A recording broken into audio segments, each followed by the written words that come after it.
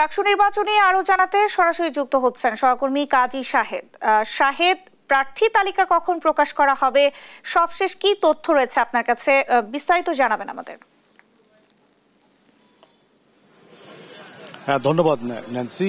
নির্বাচন কমিশন যেটি জানিয়েছিল আমাদেরকে যে বিকেল 5টার মধ্যে যে প্রার্থী তালিকা সেটি টানানো হবে, তবে এখন পর্যন্ত সেই তালিকা টানানো হয়নি। আমরা অপেক্ষা করছি রাকসুর ভবনের পাশেই যে কখন নির্বাচনের প্রার্থীর যে খসড়া তালিকা সেটি কখন টানানো হয়, কিন্তু এখন পর্যন্ত যেহেতু টানানো হয়নি, তার আমরা যেটুকু জানি যে সেটা টানানো হবে 5টার দিকে। এছাড়া যেটি হচ্ছে যে আজকে প্রার্থী যে তালিকা হবে সেটি আগামীকাল যাদের প্রার্থিতা বাতিল হয়েছে তারা আবেদন করতে পারবেন এবং নিষ্পত্তি হবে সেখানকার ইয়ের উপরে। তো এখন পর্যন্ত আমরা যতটুকু দেখেছি যে প্রার্থী তালিকা টানানোর যে প্রস্তুতি সেটি চলছে এবং এখন পর্যন্ত সেটি নির্বাচন কমিশনের পক্ষ থেকে যেটি প্রস্তুতি সেটি নেওয়া হচ্ছে।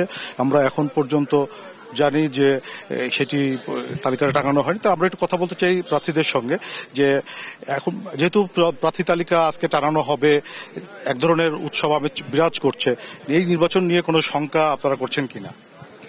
জি, অবশ্যই নির্বাচন নিয়ে তো অনেক সংখ্যা আছে। আপনারা সবাই অবগত আছেন গতকাল ডাকসু নির্বাচন অনুষ্ঠিত হয়েছে। সো ডাকসুকে ঘিরে কিন্তু নানান ধরনের আলোচনা সমালোচনা অনুষ্ঠিত হচ্ছে। ওখানে ভোট কারচুপি সহ বিভিন্ন ধরনের অভিযোগ উত্থাপিত হয়েছে।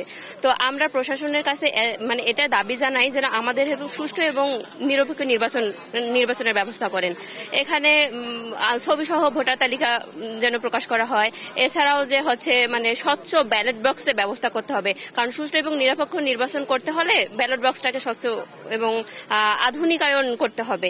এছাড়াও যে নির্বাচনে যে বিভিন্ন পোলিং এজেন্ট থাকে তাদের সামনে যেন ভোট প্রদান করতে পারি, বা সেটাতে আগে থেকে কোনো সিল মারা থাকে কিনা এই বিষয়গুলো প্রশাসনকে দেখতে হবে বা নজর দিতে হবে। আমি মনে করি এগুলো যদি কাটিয়ে উঠতে পারে তাহলে নির্বাচনকে ঘিরে কোনো সংখ্যা থাকবে না। ধন্যবাদ আপনাকে।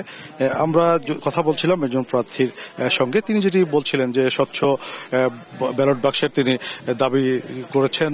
এছাড়া যেটি হচ্ছে যে পুলিং এজেন্টদের সামনে যেন ভোট দিতে পারে সে ধরনের দাবি তারা করছেন। তো নির্বাচন কমিশন যেটি বলছে যে ডাকসু নির্বাচনের পরে তারা সেখান থেকে কিছু শিক্ষণীয় বিষয়গুলি নিয়েছেন, সেগুলো অ্যাড্রেস করে এই নির্বাচন নিয়ে যেন কোনো প্রশ্ন না ওঠে সেজন্য যে ধরনের পদক্ষেপ নেওয়া দরকার তারা সেটি নেবেন। তো রাকসু নির্বাচন নিয়ে ন্যান্সি ছিল রাজশাহী থেকে আমার কাছে সর্বশেষ। ফিরছি স্টুডিওতে আপনার কাছে। শাহেদ, আপনাকে ধন্যবাদ। দর্শক, রাকসু নির্বাচন প্রস্তুতি নিয়ে আমাদেরকে বিস্তারিত তথ্য জানাচ্ছিলেন আমাদের সহকর্মী কাজী শাহেদ।